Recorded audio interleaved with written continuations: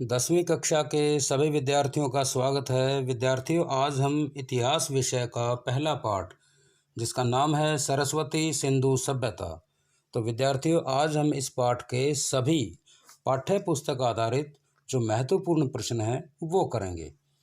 तो विद्यार्थियों, इससे पहले कि हम वीडियो शुरू करें, आप सभी से एक अपेक्षा है कि आप इस चैनल को सब्सक्राइब करें और अपने मित्रों के साथ शेयर करें।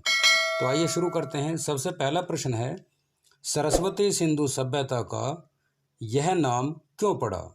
तो विद्यार्थियों, क्योंकि ज़्यादातर स्थल जो थे इन दोनों नदियों के बीच पड़ते थे, इसीलिए इसका नाम सरस्वती सिंधु सभ्यता पड़ा। यानी कि एक नदी थी सरस्वती और दूसरी सिंधु नदी। अगला प्रश्न, इस सभ्यता को हम किस और नाम से जानते हैं? तो हम विद्यार्थियों इस सभ्यता को दो और नामों से जानते हैं। एक है सिंधु घाटी सभ्यता और दूसरा हड़प्पा सभ्यता। अगला प्रश्न, इस सभ्यता को हड़प्पा सभ्यता क्यों कहा जाता है?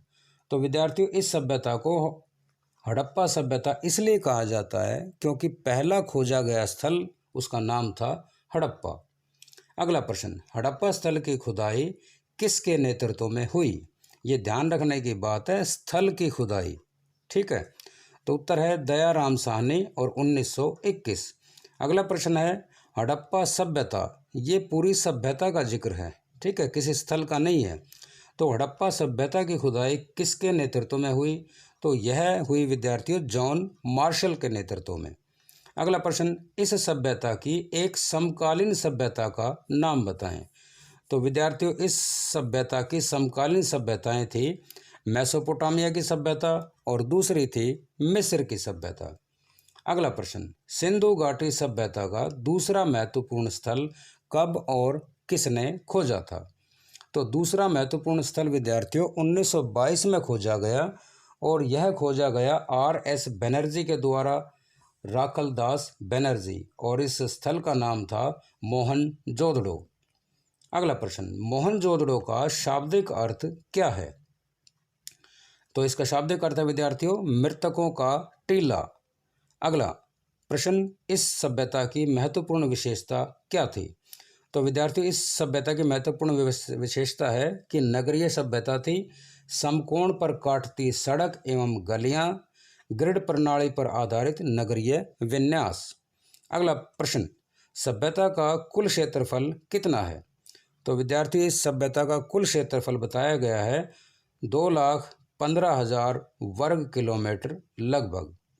अगला प्रश्न, सभ्यता के प्रमुख छोर वह कौन से हैं? तो पूर्व में है विद्यार्थियों आलमगीरपुर, यह मेरठ के पास में है उत्तर प्रदेश में। पश्चिम में सुत का गेंडोर, यह है आपका पाकिस्तान के अंदर।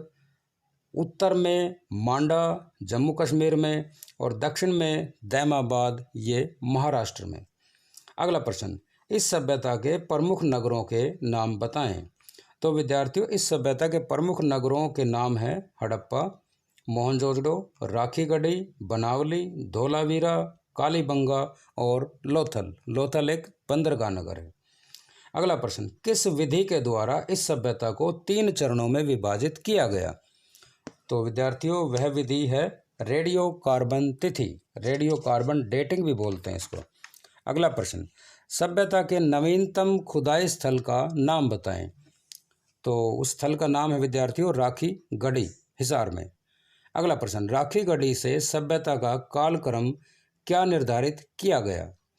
तो इसका कालक्रम निर्धारित किया गया विद्यार्थियों 7500 ईसा पूर्व से 7000 ईसा पूर्व तक। अगला प्रश्न, सरस्वती सिंधु सभ्यता पूर्ण रूप से नगरीय सभ्यता बन के यह कब उभरी? तो यह उभरी विद्यार्थियों 2600 ईसा पूर्व में। अगला प्रश्न, इस सभ्यता का पतन काल क्या माना जाता है? विद्यार्थियों, इस सभ्यता का पतन काल माना जाता है 1500 ईसा पूर्व से 1300 ईसा पूर्व में। अगला प्रश्न, नगरों को कितने भागों में बांटा गया था? तो सिंधु घाटी सभ्यता में नगरों को 2 भागों में बांटा गया, दुर्ग जो कि पश्चिम दिशा में था और ऊपरी भाग था।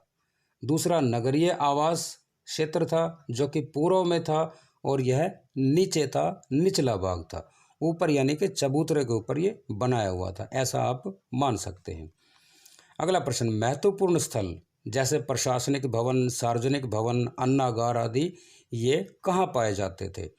तो विद्यार्थी सुरक्षा की दृष्टि से ये सभी प्राय दुर्ग में यानी कि ऊपरी शहर, ऊपरी भाग में ये पाए जाते थे। अगला प्रश्न है, मुख्य सड़कें नगरों को कितने खंडों में विभाजित करती थी? तो विद्यार्थियों मुख्य सड़कें नगरों को 5 से 6 खंडों में विभाजित करती थी।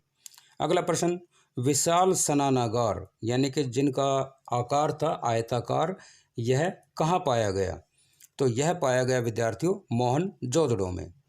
अगला प्रश्न, मोहनजोदड़ो की मुख्य सड़कों और गलियों की चौड़ाई कितनी थी? मुख्य सड़क और गली की। तो मुख्य सड़क की चौड़ाई थी विद्यार्थियों 9.15 मीटर और गली की चौड़ाई जो थी वह लगभग थी 3 मीटर। अगला प्रश्न, साफ सफाई के लिए सभ्यतावासी क्या प्रबंध करते थे या क्या प्रबंध किए थे? तो इन्होंने विद्यार्थियों सड़कें व गलियां समकोण पर काटती थी, ऐसी व्यवस्था की थी तथा इन दोनों के दोनों तरफ नालियां बनाई गई थी जो बड़ी बड़ी ईंटों से ढकी मिली हैं, यानी कि स्वच्छता के प्रति ये काफ़ी जागरूक थे। अगला प्रश्न, भवनों में प्रयुक्त ईंटों का अनुपात क्या था? तो विद्यार्थियों 2 तरह की ईंटें प्रयोग में थी जिनका अनुपात था 1:2:3 तथा 1:2:4। अगला प्रश्न, कुएं तथा शौचालय किन घरों की विशेषता थी? तो ये ज़्यादातर घरों में नहीं मिले हैं, इसका मतलब ये कह सकते हैं कि ये अमीर घरों की विशेषता रही होगी। अगला प्रश्न, पत्थर की बड़ी मूर्ति यह कहाँ मिली है? तो यह मिली है विद्यार्थियों मोहनजोदड़ो से और इसकी लंबाई है 19 सेंटीमीटर। अगला प्रश्न, नर्तकी की कांसे की मूर्ति कहाँ मिली है? तो यह मिली है विद्यार्थियों मोहनजोदड़ो से। अगला प्रश्न, पाई गई मोहरें किस मिट्टी की बनी थी और आकार कैसा था? तो ये विद्यार्थियों सेलखड़ी मिट्टी से बनी हुई थी और वर्गाकार तथा आयताकार रूप में ये पाई गई हैं। अगला प्रश्न, आभूषण किन पदार्थों से बनाए जाते थे? तो विद्यार्थियों ये तांबा, हाथी दांत, कीमती पत्थर, सीप, शंख, सोना चांदी और मिट्टी आदि के भी बनाए जाते थे। अगला प्रश्न, किस के अनुसार प्रशासन जो था सिंधु घाटी सभ्यता का गणतंत्रात्मक था? तो हंटर महोदय के अनुसार यहाँ का जो प्रशासन था वह गणतंत्रात्मक था। तो विद्यार्थियों इस तरह से इस पाठ का यह पहला पार्ट था। अगले पार्ट में जो बाकी बचे हुए प्रश्न हैं वो लेकर के जल्द ही वीडियो आपके समक्ष प्रस्तुत होगी। तब तक के लिए आप तैयारी करते रहें, पढ़ते रहें। धन्यवाद। इस चैनल को ज़्यादा से ज़्यादा शेयर करें, सब्सक्राइब करें। Thank you.